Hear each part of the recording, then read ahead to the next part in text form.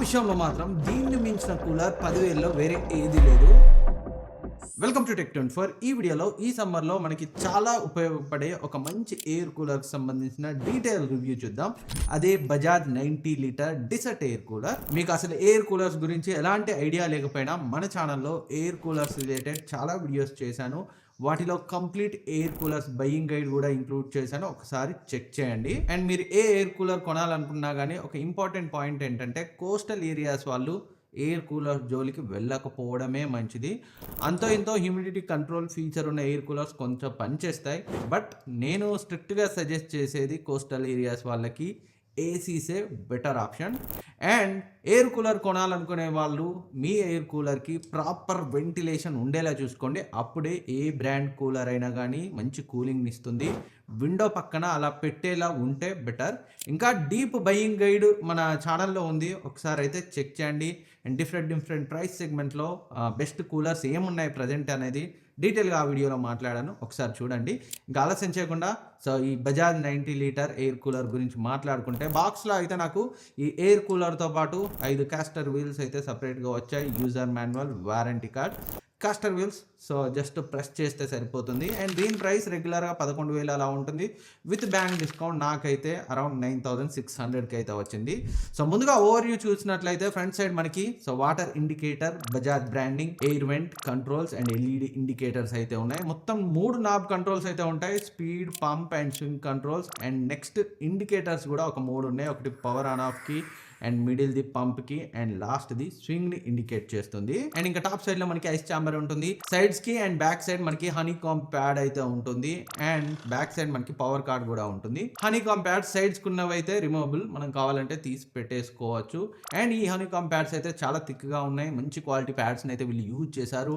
Design కూడా honeycomb లాగా ఆక్టగోనల్ design లో ఉంది. దీనివల్ల మనకి అడ్వాంటేజ్ ఏంటంటే వాటర్ స్లోగా స్ప్రెడ్ అవుతుంది ప్యాడ్స్ అంతా. దీనివల్ల కూలింగ్ రిటెన్షన్ ఎక్కువగా ఉంటుంది.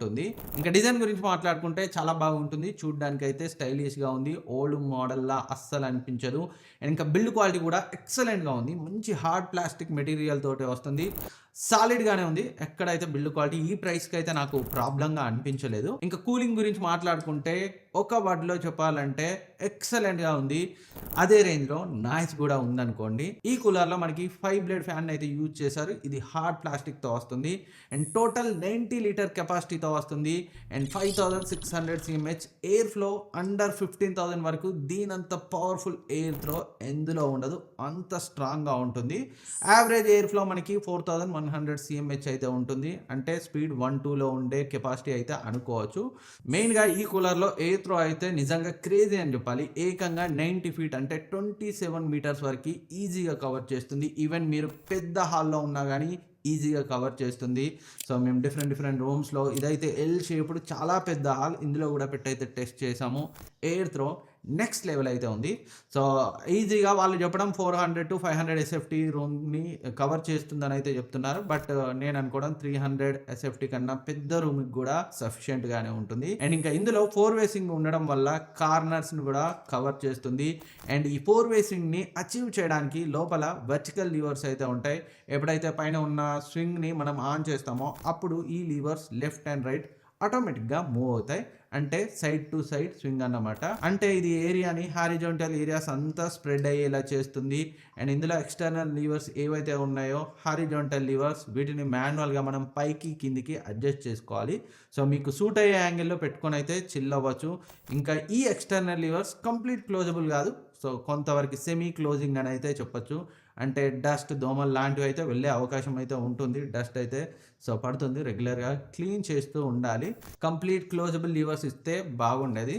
అండ్ కూలింగ్ మాత్రం నాకు దీంట్లో నెక్స్ట్ లెవెల్ అనిపించింది. అస్సలు అంటే అస్సలే మిమ్మల్ని డిసప్పాయింట్ చేయదు. చాలామంది కూలర్ని సో విండోస్ క్లోజ్ చేసి ప్రాపర్ వెంటిలేషన్ లేకుండా పెట్టి యూజ్ చేసి కూలింగ్ బాగాలేదు, సో అంత జిడ్డుగా అయిపోతుందని అంటుంటారు. సో మీరు ఎంత కాస్ట్ పెట్టుకున్నా కానీ కూలర్కి ప్రాపర్ వెంటిలేషన్ ఉంటేనే సో అది కూలింగ్ని చాలా బాగా ఇస్తుంది. అదైతే గుర్తుపెట్టుకోండి. అండ్ కంట్రోల్స్ గురించి మాట్లాడుకుంటే ఇక్కడ స్పీడ్ నాబ్ని మనమైతే 3 లెవెల్స్లో అడ్జస్ట్ చేసుకోవచ్చు. జనరల్గా ఏదైనా క్లాక్ వైజ్ తిప్పాలి. సో మనం ఎలక్ట్రానిక్ అప్లయన్సెస్ చూసినా కానీ, బట్ ఇందులో యాంటీ క్లాక్ వైజ్‌లో తిప్పాలి. ఇదైతే కొన్ని రోజులు పోతే అలవాటయిపోతుందనుకోండి. అండ్ ఇంకా స్పీడ్ అయితే మీరు 1లో పెట్టుకున్నా చాలా బాగా సరిపోతుంది. చాలా స్ట్రాంగ్ ఎయిర్ త్రో అయితే ఉంటుంది. ఇంకా మీరు 2 అండ్ 3లో పెట్టాల్సిన అవసరం మాక్సిమం రాదు. బట్ స్టిల్ మీరు కావాలంటే మరీ ఎక్కువ ఎయిర్ త్రో కావాలనుకుంటే పెట్టుకొనైతే యూజ్ చేయొచ్చు. ట్రై చేయొచ్చు. సో, కూలింగ్ రిటెన్షన్ కూడా చాలా బాగుంది. మీరు ఫుల్ ట్యాంక్ చేస్తే నైట్ అంతా ఈజీగా యూజ్ చేసుకోవచ్చు. ఎలాంటి ప్రాబ్లమ్ లేకుండా. ఓవరాల్ ఎయిర్ కూలింగ్‌లో అస్సలు డిసప్పాయింట్ అవ్వరు. అండ్ ఇంకా వీళ్ళు ఇచ్చిన ఐస్ చాంబర్‌ని వాడాల్సిన అవసరం దాదాపుగా మీకు రానే రాదు. నార్మల్ కూలింగే సరిపోతుంది. ఇంకా మీరు కావాలనుకుంటే ఐస్ క్యూబ్స్‌ని కూడా వేసుకొని అయితే ట్రై చేయొచ్చు. అండ్ ఇంకా ఈ కూలర్‌లో నాకు కాన్స్‌గా అనిపించిన విషయాల గురించి మాట్లాడుకుంటే సో, పెద్ద కాన్స్ ఏం లేవు. బట్ స్ట్రాంగ్ ఎయిర్ త్రో ఉంటుంది కాబట్టి నాయిస్ కూడా అంతే హెవీగా ఉంటుంది. సో, అదొక్కటి కొంచెం ఎక్కువ సౌండ్ చేస్తుంది అనిపించింది. బట్ ఎయిర్ త్రో అంతున్నప్పుడు ఆ మాత్రం సౌండ్ అయితే డెఫినిట్‌గా ఏ కూలర్ అయినా చేస్తుంది. అండ్ ఇది కాకుండా నాకు మరొక కాన్‌గా అనిపించిన విషయం ఏంటంటే కంప్లీట్ క్లోజబుల్ లివర్స్ ఇచ్చుంటే బాగుండేది. మెయింటెనెన్స్ కొంచెం తగ్గుతుండే. అంతే, అంతకు మించిన పెద్ద కాన్స్ ఏమీ లేవు.